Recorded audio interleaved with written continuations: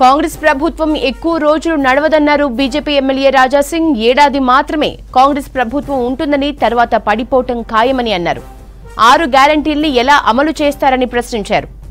6 గ్యారంటీల అమలుకు డబ్బులు ఎక్కడి నుంచి తీసుకొస్తారో చెప్పాలన్నారు.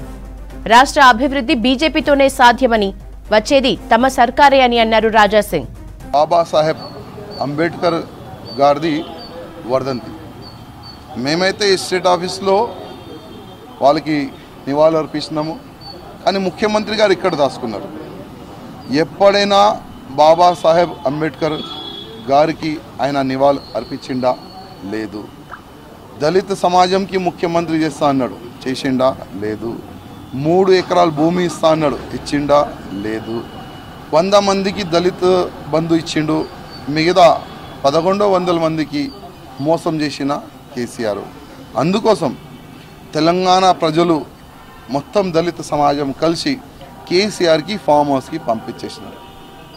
భారత రాజ్యాంగాన్ని నేను మారుస్తా అన్నాడు, జనాలు ఆయనకే మార్చేసినారు.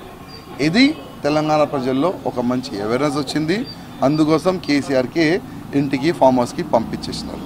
3 రాష్ట్రాల్లో భారతీయ జనతా పార్టీ చాలా మంచి మెజారిటీతో గెలిచినారు.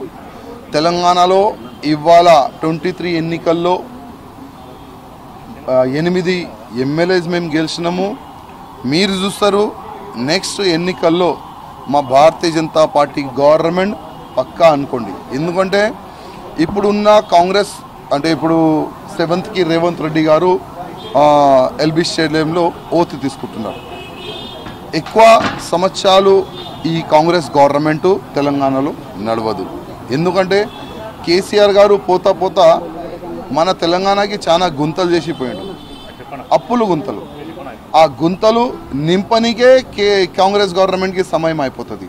అదేవిధంగా మన తెలంగాణకి వచ్చే రెవెన్యూ ఎంత సంవత్సరంకి, మళ్ళా కేసీఆర్ గారు ఎంత అప్పులు చేసుకున్నారు, మళ్ళా అప్పులు ఏ విధంగా తీరుస్తారు, మళ్ళీ ఈ 6 గ్యారంటీలని కాంగ్రెస్ వాళ్ళు వచ్చినారు. మళ్ళీ ఆ 6 గ్యారంటీలని ఫిలప్ చేయడానికి ఎక్కడి నుంచి డబ్బులు తీసుకుంటారు. బ్యాంకు వాళ్ళు అప్పు ఇస్తలేరు, తీసుకున్న అప్పుకి వడ్డీ కడతలేరు. ఏ విధంగా తెలంగాణలో కాంగ్రెస్ గవర్నమెంట్ నడిపిస్తారు అది చూడాలి. నాకైతే ఒక నమ్మకం, కాంగ్రెస్ గవర్నమెంట్ కూడా ఎక్కువ దినాలు నడవదు. తెలంగాణ ప్రజలు అర్థం చేసుకుంటారు. తెలంగాణ కరెక్ట్గా అభివృద్ధి కావాలంటే భారతీయ జనతా పార్టీ గవర్నమెంట్ వల్లనే అవుతుంది, డబుల్ ఇంజన్ గవర్నమెంట్ అవుతుంది అని తెలంగాణ ప్రజలకి అర్థమవుతుంది. నేను అనుకుంటున్నా 1 సంవత్సరం ఈ తెలంగాణలో కాంగ్రెస్ గవర్నమెంట్ నడుస్తుంది, దాని తర్వాత పడిపోతుంది అని అనుకుంటున్నా. ఎందుకంటే వాళ్ళతో కాదు, ఎక్కడి నుంచి డబ్బులు తెచ్చుకుంటారు, ఎక్కడి నుంచి తెస్తారు అదే తనకు అంటే నా క్యాలిక్యులేషన్ ప్రకారం అయితే కష్టమే. నెక్స్ట్ గవర్నమెంట్ మా భారతీయ జనతా పార్టీది.